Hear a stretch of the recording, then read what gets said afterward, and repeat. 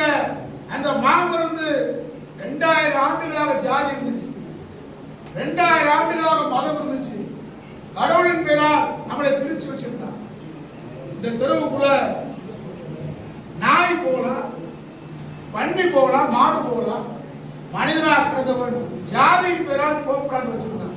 இதை உடைத்தது யார்? திராவிடம், பெரியார்.